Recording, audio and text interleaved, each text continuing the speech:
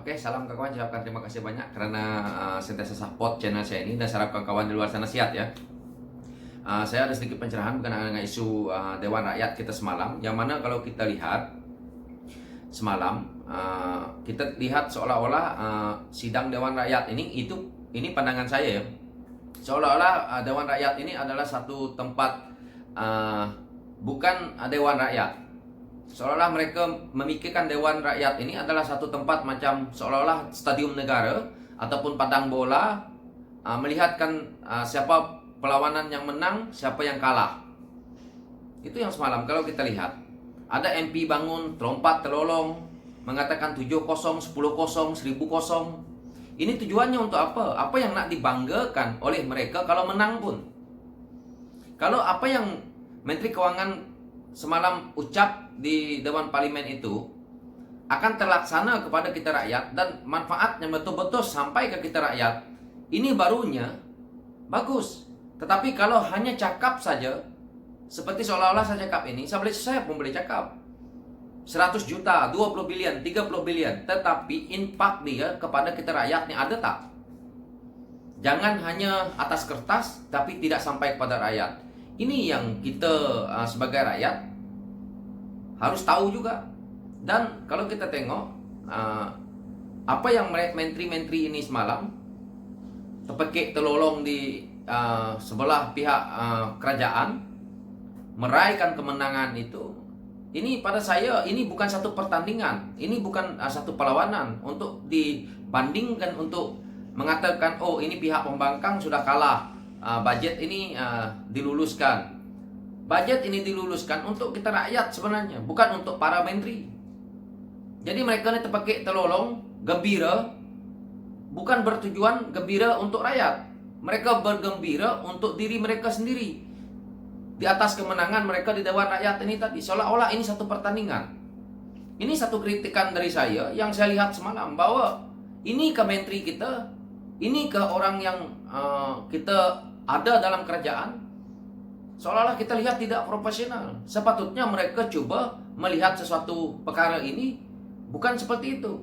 Kalaupun belanjawan ini diluluskan ataupun belanjawan ini disokong oleh pihak pembangkang, mereka seharusnya mengucapkan terima kasih karena menyokong perkara ini untuk rakyat, bukannya mengeluarkan kritikan seperti itu, seperti ini. Jadi apabila nanti pihak pembangkang tidak menyokong apa yang mereka lakukan, mereka spin lagi. Seolah-olah bila nanti pihak pembangkang tidak akan menyokong, mereka akan mengeluarkan satu kenyataan lain lagi untuk mengelakkan kesalahan yang mereka lakukan. Ini yang kita lihat di dalam Dewan Rakyat hari ini.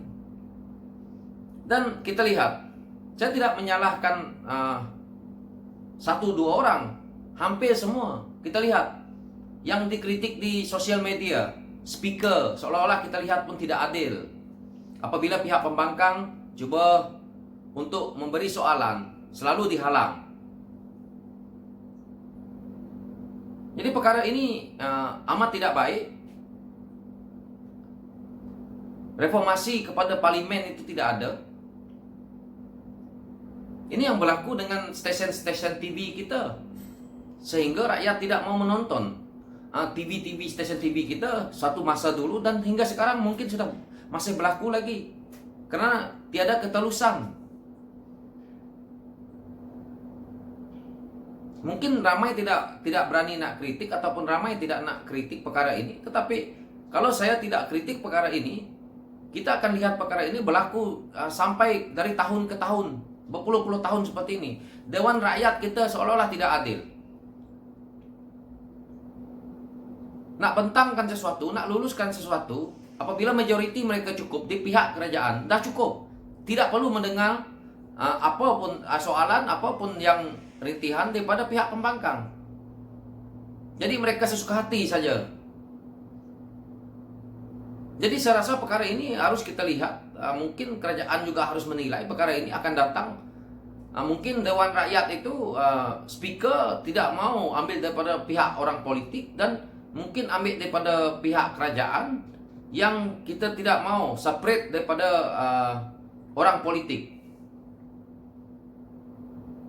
Dan yang lantik dia pun jangan orang politik. Lebih baik yang lantik dia direct terus daripada yang di Pertuan Agong lantik dia siapa yang Tuanku Agong berkenan.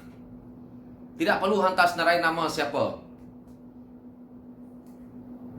Jadi nanti ada daripada pihak kerajaan yang mana yang tidak terlibat dengan parti politik, mereka yang bagikan unsur nama berapa orang, contoh 5 orang, satu akan jadi speaker, satu akan jadi timbalan speaker. Lebih baik seperti ini.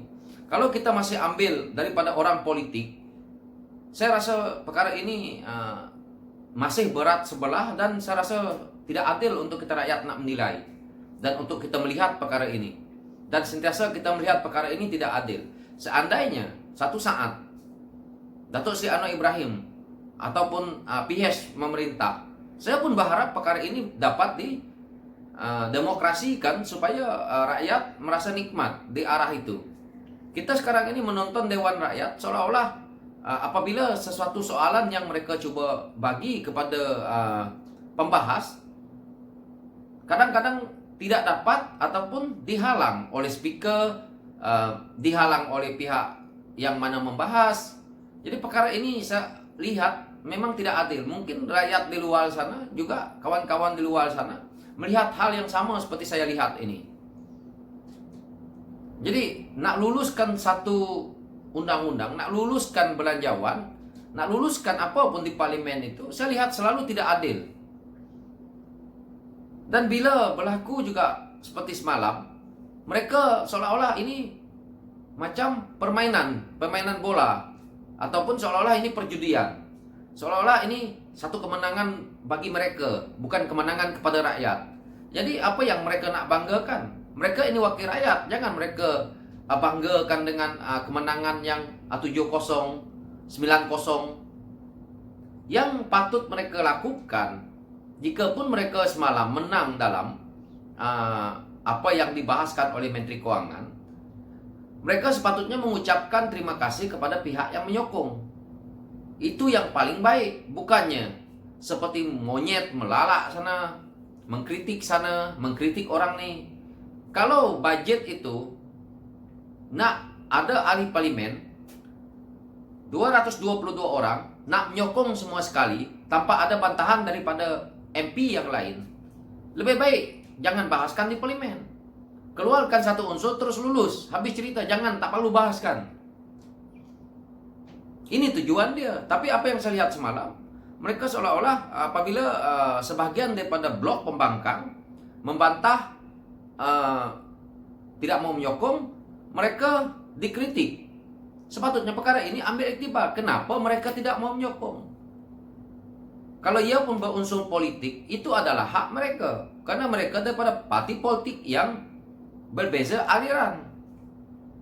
Jadi wajar mereka menyokong. Seandainya mereka ini memerintah, yang membangkang ini tadi memerintah, pembangkang ini yang tidak menyokong semalam menjadi pemerintah, kamu yang di blok kerajaan juga mungkin tidak menyokong. Ini juga pernah berlaku. Jadi tidak perlu saling menyalahkan dan tidak perlu kita lihat hari ini di media sosial. Cyber trooper dah makin banyak.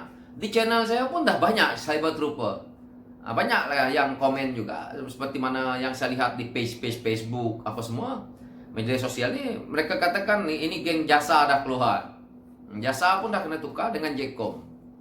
Jadi saya harap kita sebagai rakyat, banyak orang mengatakan bahwa ini budget ini